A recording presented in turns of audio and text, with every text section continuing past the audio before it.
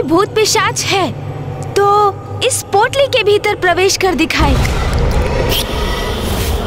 उसके पोटली में समाते ही ये पोटली फूल जाएगी मूषक जी। हाँ, फिर मैं भी मान लूंगा। वो आएगा प्रभु, देख लीजिएगा।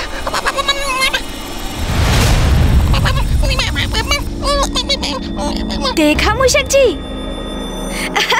यहाँ कोई भूत पिशाच नहीं है। कोई नहीं। मैंने कहा था ना, ये मात्र भ्रम है। अभी प्रमाणित कर देता हूँ।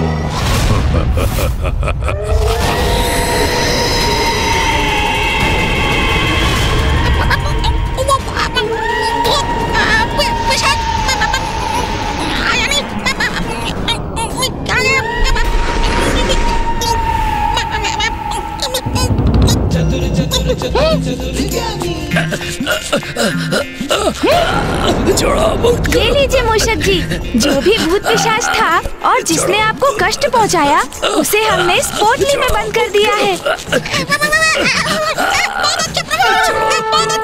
मुक्त करो। अरे छोड़ो, छोड़ो मुझे, बाहर आने दो, मुझे बाहर आने दो, छोड़ो। नहीं प्रभु, उसे बाहर कदापि मत आने दीजिएगा प्रभु। बाहर तो तुम्हें तभी आने दूंगा जब तुम बाहर आकर हमारे समक्ष अपना वास्तविक रूप उजागर करोगे। उचित है, मैं तुम्हें दिखाऊंगा अपना वास्तविक रूप। छोड़ो। उसे मुक्त मत कीजिएगा।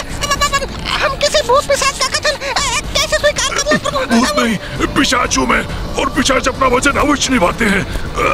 मुझे मुक्त करो। ये जो भी है सर्वथा उचित कह रहा है मूषक जी, क्योंकि भूत पिशाच अपना वचन अवश्य निभाते हैं। इसलिए मैं इसे मुक्त करता हूँ। आप सब आपके ऊपर है प्रभु।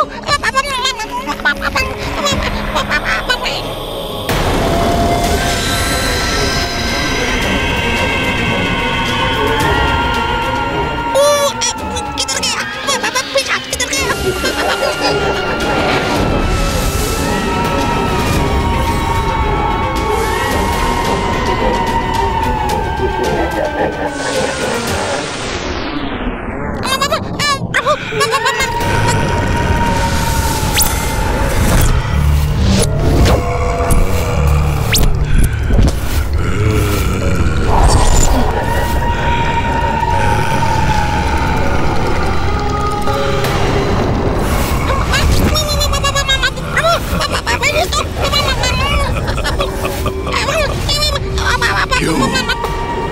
कैसा लगा मेरा ये वास्तविक स्वरूप?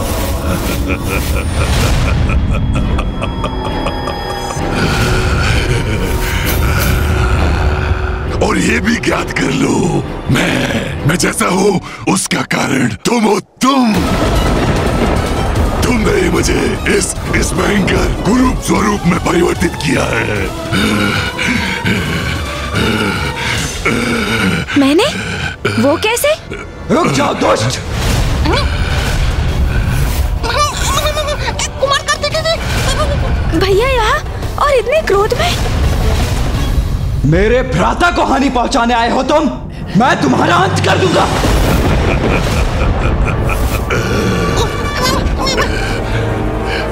ये क्या कर रहे हैं भैया? ये पिशाच अपनी अवस्था के लिए पूर्व में ही मुझे उत्तरदायी मान रहा है और अब भैया इस पर आक्रमण करने जा रहे हैं।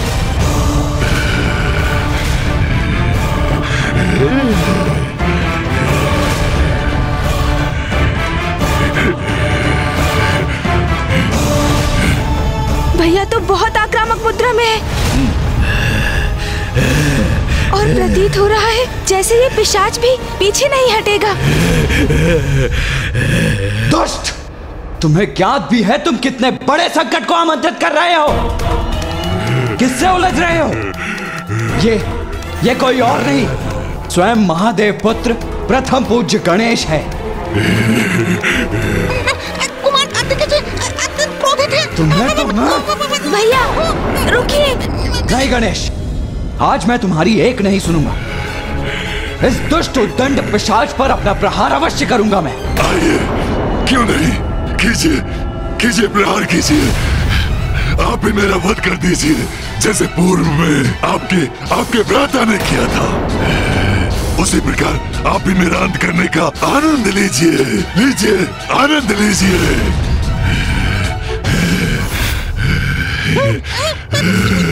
गणेश के हाथों इसका अंत हुआ था? मैंने इसका वध किया? कौन है ये? मैं व्यर्थ ही भयभीत हो रहा था। ये पिशाच युद्ध नहीं करना चाहता। ये तो बस क्षुब्ध है प्रभु से, किंतु फिर ये चाहता क्या है? क्यों? क्या हुआ? चुप क्यों हो गए? अपने दंड का वार करो ना, करो करो। यही शेष रह गया था, ये भी पूरा कर लीजिए आप। मुझे भली भांति ज्ञात है गणेश जी कौन है और कितने सम्मानीय हैं। मुझे पुनः उनके समक्ष आने के लिए बहुत साहस जुटाना पड़ा। हाँ।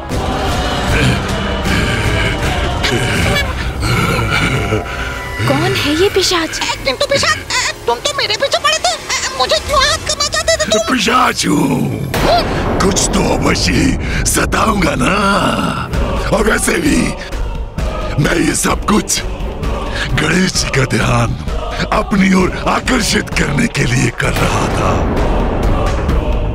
वैसे तो ये भी सत्य है, तुम अत्यंत स्वादिष्ट प्रतीत होते हो। इस पिशाच का कोई विश्वास नहीं, कब मेरा आहार करने पुनः मेरे पीछे पड़ जाए। मैं तो प्रभु के पीछे ही सुरक्षित हूँ। अच्छा, अब रुको। तुम मूषक जी से वार्तालाप करने तो यहाँ नहीं आए हो ना? तो अपना परिचय दो, बताओ कौन हो तुम? कौन हो तुम? मैं अपना परिचय अवश्य दूंगा गणेश जी, किंतु उसके पूर्व आपको मुझे एक वचन देना होगा कि आप मेरी सहायता करेंगे।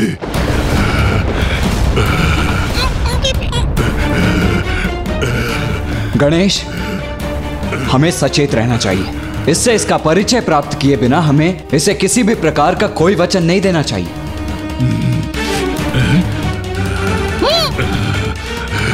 भैया, मुझसे सहायता प्राप्त करना यदि इसके लिए आवश्यक नहीं होता तो ये इस प्रकार यहाँ आकर मुझसे सहायता की गुहार नहीं लगाता भैया। और फिर ये जो भी है यहाँ मेरे शरणार्थी के रूप में आया है, और जो हमारी शरण में आकर हमसे सहायता मांगते हैं उनका सहायक बनना तो हमारा धर्म और कर्तव्य है ना भैया? उचित कहा आपने, उचित कहा। सर्वदा उचित कहते हैं प्रथम पूज्य गणेश जी। आपने मुझे वचन दिया है, आप मेरी सहायता करेंगे, और मेरी सहायता करना आपका धर्म है, आपका कर्तव्य है। इसीलिए तो मैं आपसे आपका वचन मांग रहा हूँ कि आप मेरी सहायता करेंगे, आप मुझे निराश नहीं करेंगे।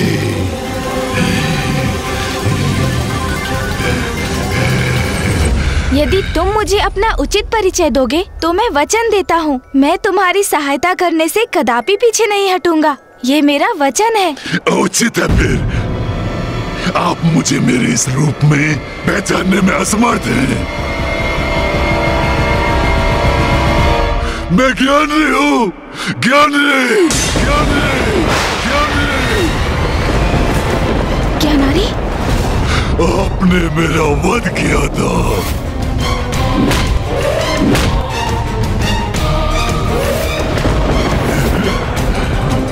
ज्ञानारी? त्रिलोक विजेता असुर राज ज्ञानारी के पुत्र को इस प्रकार धरती पे बिठाने का दुस्साहस कैसे किया तुमने? इतना अहंकार था मुझे अपने बल पर। स्वयं को संसार का नवीन ईश्वर घोषित किया था मैंने। अब देखिए, देखिए मुझे, उसके परिणाम स्वरूप क्या दुर्दशा हो गई है मेरी। तुम जिस योग्य थे वही परिणाम हुआ है तुम्हारा। अपने पापों के कारण ही ऐसी अवस्था हुई है तुम्हारी। उसके लिए तुम गणेश को दोष नहीं दे सकते। मैं कहाँ गणेश जी को दोष दे रहा हूँ कुमार कार्तिकेय। मैं तो मात्र इतना कह रहा हूँ कि गणेश जी ने मेरा वध किया, और मेरे दुष्कर्मों के कारण मेरे पुत्र ने मेरे अंत के पश्चात मेरा अंतिम संस्कार और श्राद्ध नहीं किया।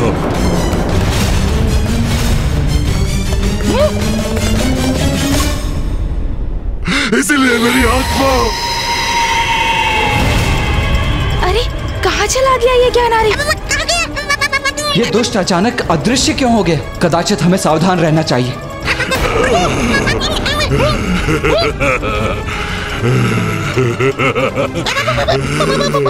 ये मेरी आत्मा, तभी से मेरी आत्मा।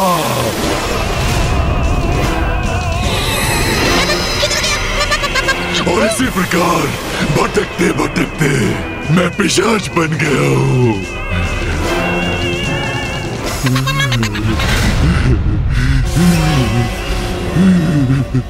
किंतु तुम्हारी इस अवस्था में गणेश कोई सुधार कैसे ला सकता है?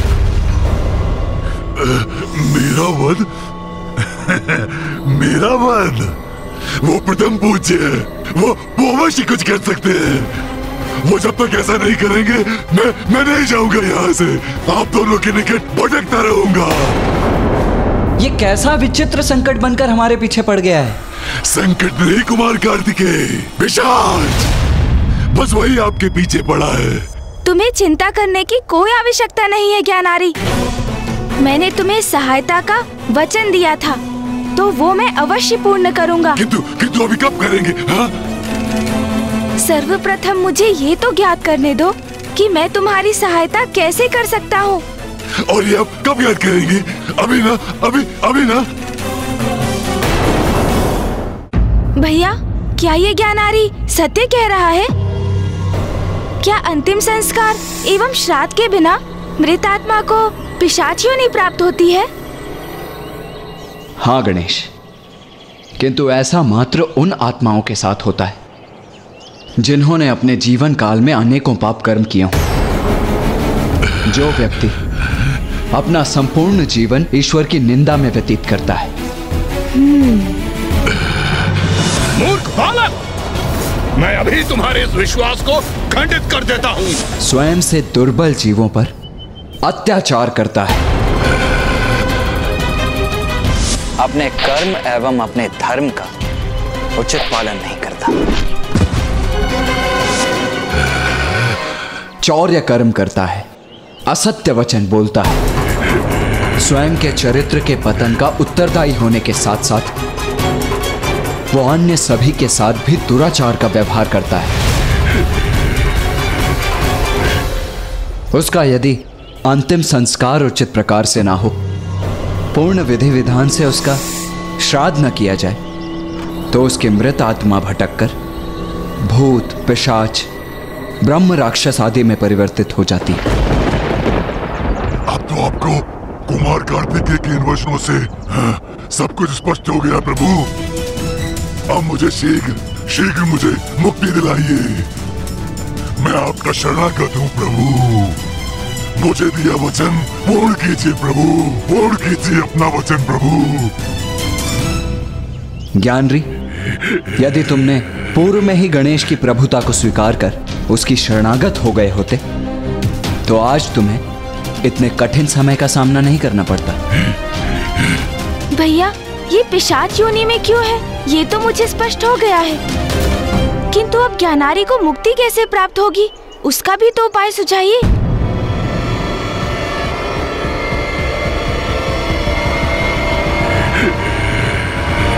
काशी।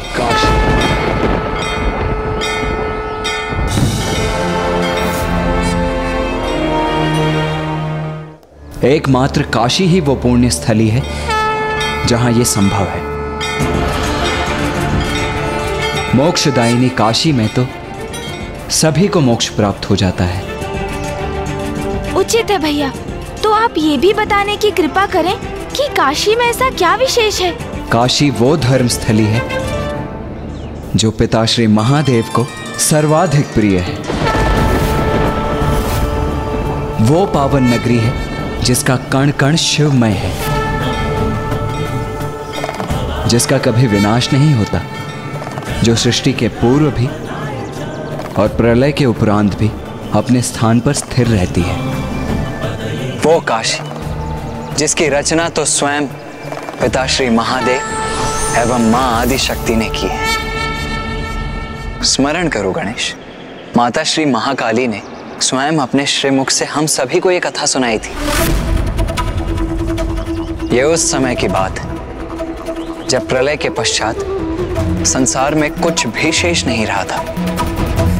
तत्पश्चात पिता श्री महादेव एवं मां आदि शक्ति ने अपना दिव्य अर्धनारीश्वर रूप प्रकट किया। मां की शक्ति और पिताश्री के तप से सृष्टि का प्रारब्ध हुआ। उस समय मात्र जल ही जल था, जिससे अति बलशाली शेषनाग जी का उत्सर्जन हुआ, जिस पर स्वयं नारायण विराजमान थे।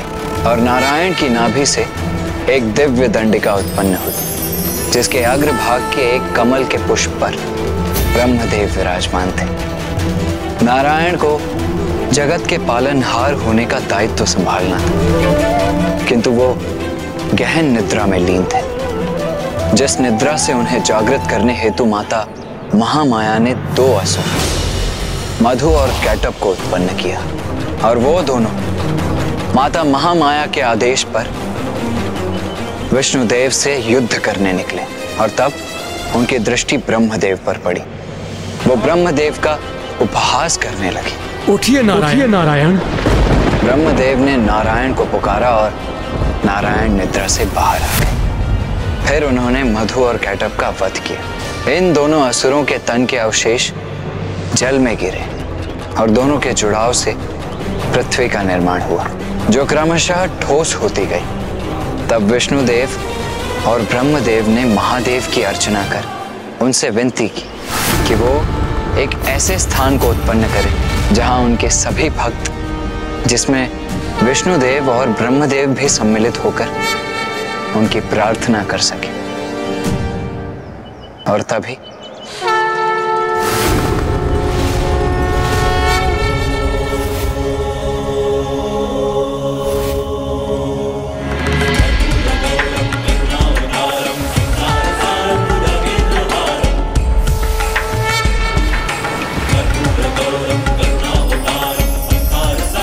और इस प्रकार महादेव ने काशी को उत्पन्न किया,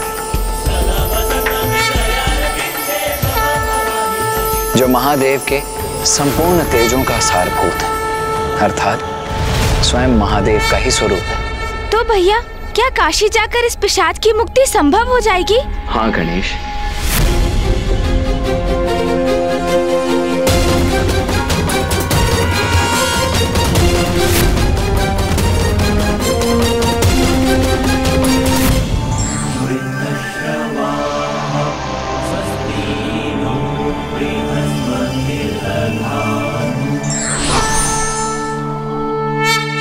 भैया, तारक मंत्र राम है, वो तो भविष्य में नारायण के अवतार का नाम है ना भैया?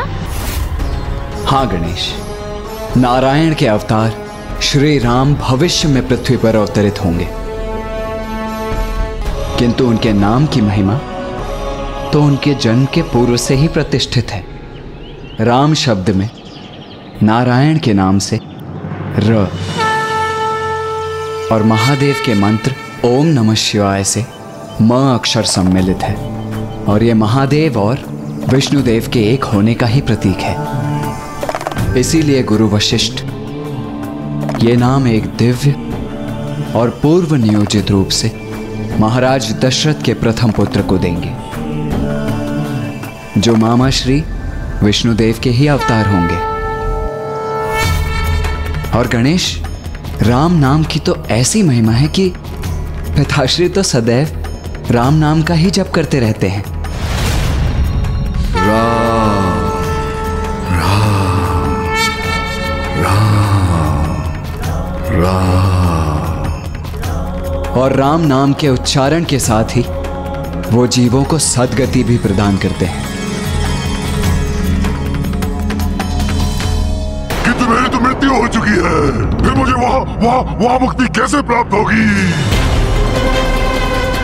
क्या हुआ? आप शांत क्यों हो गए? बताइए ना, कैसे प्राप्त होगी मुक्ति मुझे? तुम्हारा ये प्रश्न तो सर्वथा उचित है ज्ञानारी, तुम्हें मुक्ति प्रदान करना कोई सरल सहज कार्य नहीं होगा, क्योंकि जब तुम जीवित थे तो तुमने अनेकों पाप किए, ईश्वर की अवहेलना की और उसी के कारण तुम पिशाच योनि में आए। किंतु काशी एक दिव्य और पावन स्थली है और मुझे विश्वास है एक बार हम वहाँ पहुँच गए तो तुम्हें मुक्ति प्रदान करने का भी कोई ना कोई मार्ग अवश्य निकल आएगा। तो यहाँ की प्रतीक्षा करें। चलिए चलिए प्रभु, काशी चलिए प्रभु, चलिए चलिए प्रभु, चलिए चलिए।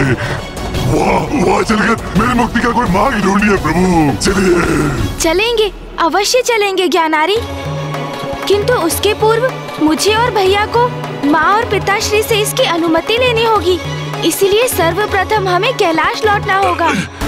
जो भी करना है शीघ्र कीजिए, क्योंकि अब मैं पिशाच योनि में और अधिक समय तक नहीं रह सकता। अति पीड़ा में हूँ मैं। माँ, पिताश्री, हमें आपसे एक विशेष अनुमति चाहिए। किस बात के लिए विशेष अनुमति पुत्र? माँ, हमें काशी जाना होगा।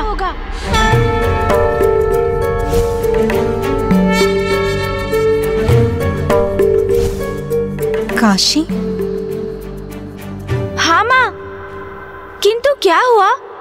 आप इतनी विचलित क्यों हो गई माँ? जैसे किसी स्मृति में खो गई हो। नहीं पुत्र, कुछ नहीं। ये मैंने क्या सुना?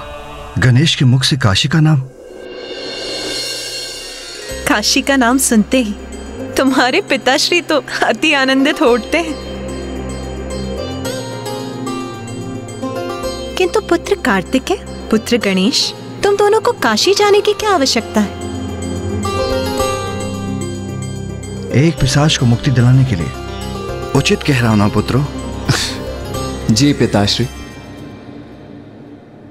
उचित है। वैसे भी सावन माह में तुम्हारे पिताश्री के सभी भक्त मान सरोवर से पवित्र जल एक पात्र में एकत्रित कर उसे कांवड़ में स्थित करते हैं और फिर उसे काशी विश्वनाथ मंदिर में प्रभु को समर्पित करते हैं। इससे उनके सारे मनोरथ पूर्ण हो जाते हैं। इसीलिए ये तो काशी जाने का सर्वश्रेष्ठ समय है पुत्रों। जाओ पुत्रों, अपना दायित्व निभाओ। प्रणाम पिताश्री। प्रणाम माँ।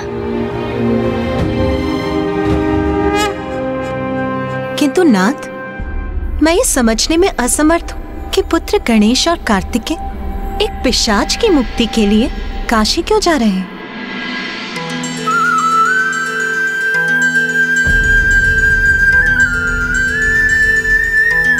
मैं समझ गई नाथ, ये सब आप ही की लीला है और मेरे विचार से अब समय आ गया है। काशी में स्थित मेरे अंश को वर्षों बीत गए हैं और अब आप उसका वियोग सह नहीं पा रहे हैं। हाँ उमा, आप अपने अंश के रूप में काशी में स्थित हैं और मैं आपके अंश से वंचित रहकर अपूर्ण रहने पर बाध्य हूं। काशी, मेरी सुंदर काशी नगरी, जहां मेरी उमा का अंश मेरी प्रतीक्षा में है। मेरी काशी, जिसका परित्याग करने पर मैं विवश हो गया राजा दिवोदास के कारण। महादेव, काशी में एक ही राजा हो सकता है। अब वो आप हैं अथवा मैं। इसका निर्णय आपको लेना है। यदि मुझे यहाँ राज्य करना है तो आपको यहाँ से प्रस्थान करना होगा।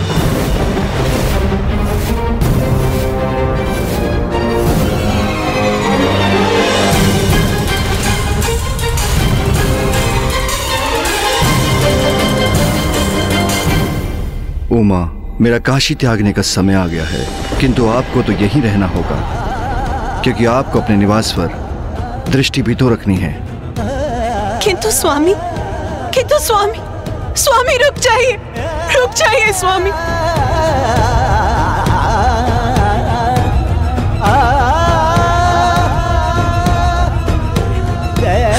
स्वामी तो मुझे छोड़कर प्रस्थान भी कर गए।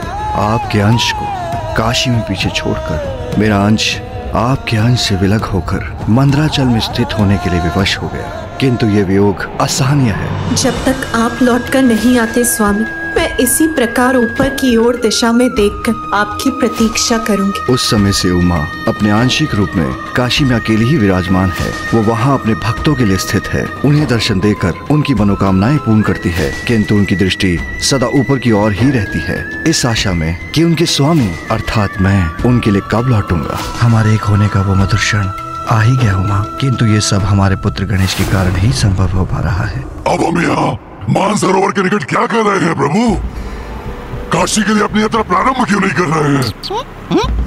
मेरे प्रभु और कुमार कार्तिकेय आप पर कृपा कर आपकी सहायता करने के लिए तैयार हो गए, और आप तब भी उन पर अपनी इच्छा लाद कर उन्हें शीघ्रता करने के लिए कह रहे हैं। मूषक जी, ज्ञानारी का पिशाच अति अप्रसन्न है। वो शीघ्र मोक्ष प्राप्त करना चाहता है, इसीलिए वो इतना अधीर हो रहा है। आप समझने का प्रयास कीजिए मूषक जी, जिस स्थिति में वो है वो अत्यंत कष्टदायक अवस्था है। उचित है प्रभु। किंतु ज्ञानारी, आपको थोड़ा धीरज रखना होगा, क्योंकि काशी यात्रा आरंभ करने के पूर्व कुछ विधि विधान का पूर्ण होना अनिवार्य है। सर्वप्रथम हम मानसरोवर से पावन जल लेंगे, फिर उस जल को कावड़ में स्थित कर शिव भजन गाते हुए काशी की ओर प्रस्थान करेंगे। हमें आपके पुत्र सुबोध को भी वहां बुलाना होगा।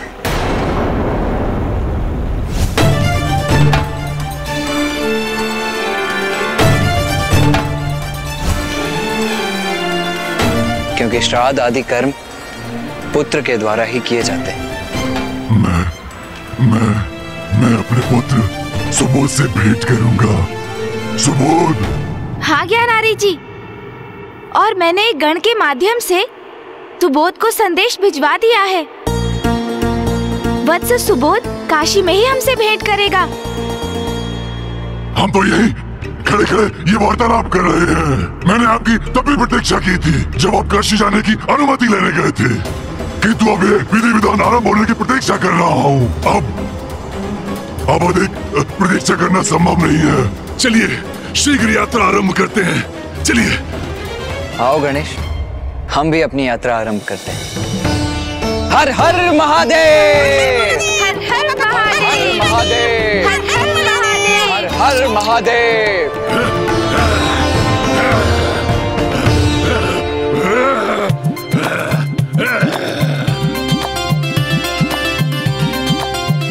हर हर महादेव, हर हर महादेव। सब काशी जाए, चलो दर्शन पाए, बाबा को मनाए, कांवर को उठाए, उन्हें जल चढ़ाए, शिव भजते जाए।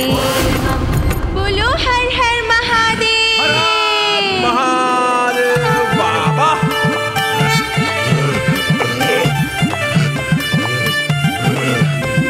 शिव शंकर महादानी है, भोलेनाथ शिव शंकर महादानी है, त्रिलोकेश्वर त्रिपुरारी है काशीनाथ, त्रिलोकेश्वर त्रिपुरारी है, सुखकारी दुखहारी कैलाशनाथ, सुखकारी दुखहारी है। शिव शंकर महादानी है, भोलेनाथ शिव शंकर महादानी। शीघ्रता कीजिए, शीघ्रता कीजिए, मुझे मुक्ति चाहिए। मुक्ति चाहिए।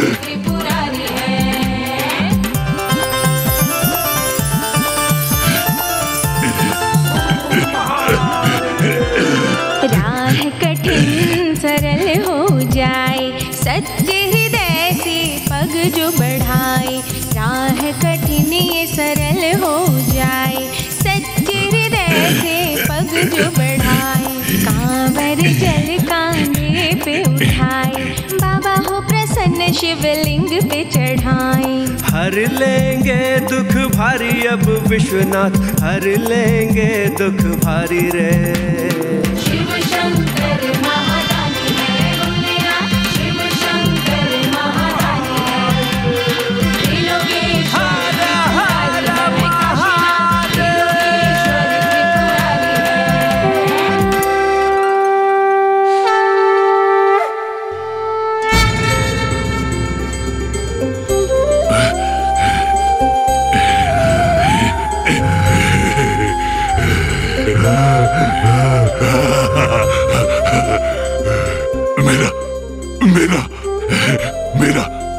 पुत्र सुबोध,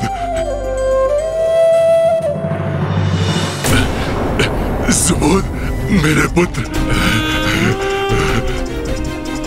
मैं तुम्हें अपने वक्ष से लगाना चाहता हूँ पुत्र, आलिंगन करना चाहता हूँ तुम्हारा मेरे पुत्र, किंतु मैं तो पिशाच योनि में हूँ, किंतु ये संभव नहीं पुत्र।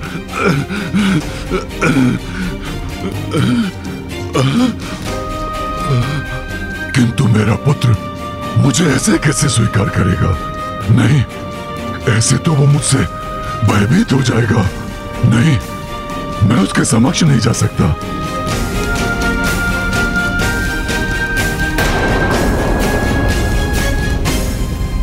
प्रभु,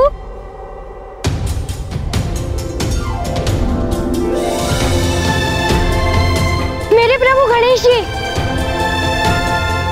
कल्याण हो सुबोध। प्रणाम गुरुदेव। आयुष्मान भव पुत्र।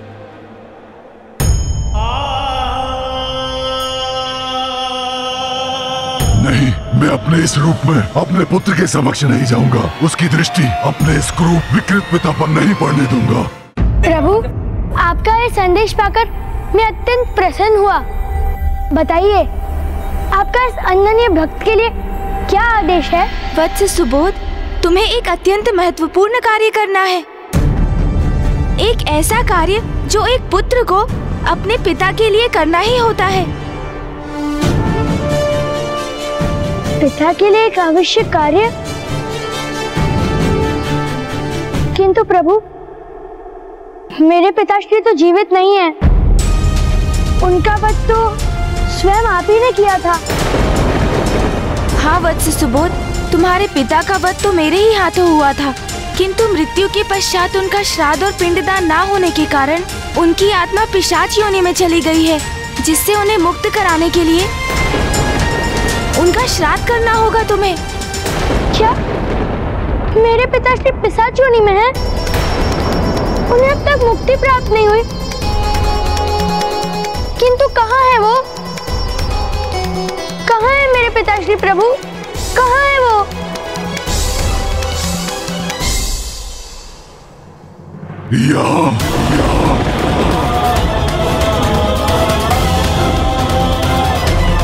पिताश्री? नहीं, नहीं, नहीं पुत्र, नहीं, नहीं, नहीं। मैं तुम्हारा वो पिता नहीं हूँ जिससे तुम परिचित थे।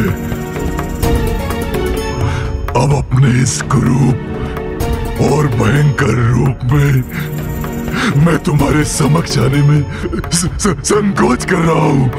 कहीं तुम मेरा ये रूप देखकर भयभीत न हो जाओ। पिताश्री, एक पिता से पुत्र कदापि भयभीत नहीं हो सकता है।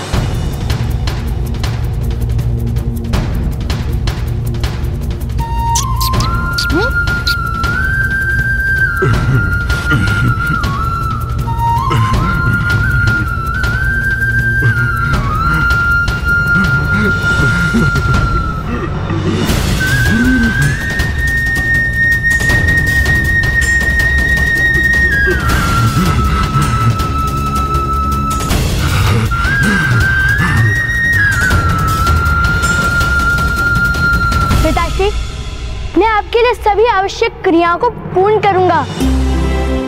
आपके प्रति अपना कर्तव्य निभाऊंगा, जिससे आपको इस योनि से मुक्ति प्राप्त हो सके।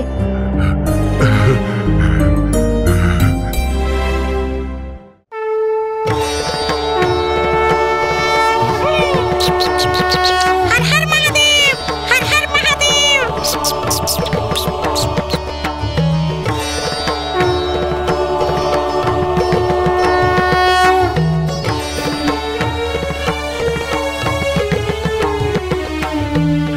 कैसे मिलेगी?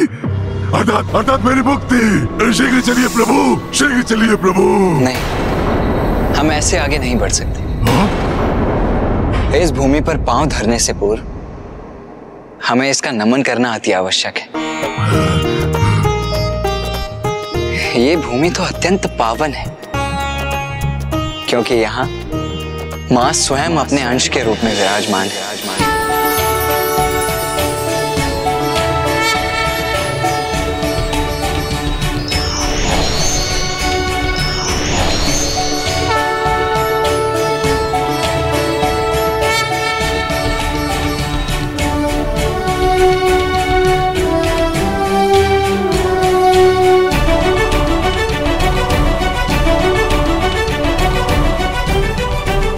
जो पृथ्वी पर स्थित होकर भी पृथ्वी से संबद्ध नहीं है, जिसने मृत्यु लोक जैसे निम्न लोक में स्थित होकर भी स्वयं को स्वर्ग से भी उच्च पद पर स्थापित किया है, जो भौतिक माया में रहकर भी मोक्ष प्रदान करने वाली है, जहां आकर मृत आत्माएं तक निर्मल हो जाती हैं, और तीनों लोकों को पवित्र करने वाली मां गंगा जिसे स्वयं सुशोभित करती है। त्रिपुरारी महादेव की राजधानी, जिसका नित्य नमन देवता भी करते हैं।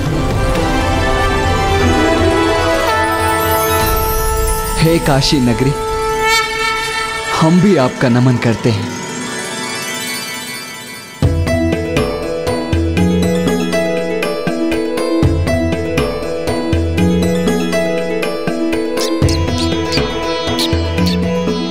काशी शब्द का अर्थ है प्रकाश प्रदान करने वाली नगरी, जहां आकर संसार का मोह ही मिट जाता है, अहंकार मिट जाता है, और ये गूढ़ ज्ञान प्राप्त होता है कि जीवन की सार्थकता तो मात्र सत्कर्म करने और ईश्वर से जुड़ने में है। आइए अब हम इस पावन नगरी में प्रवेश करें।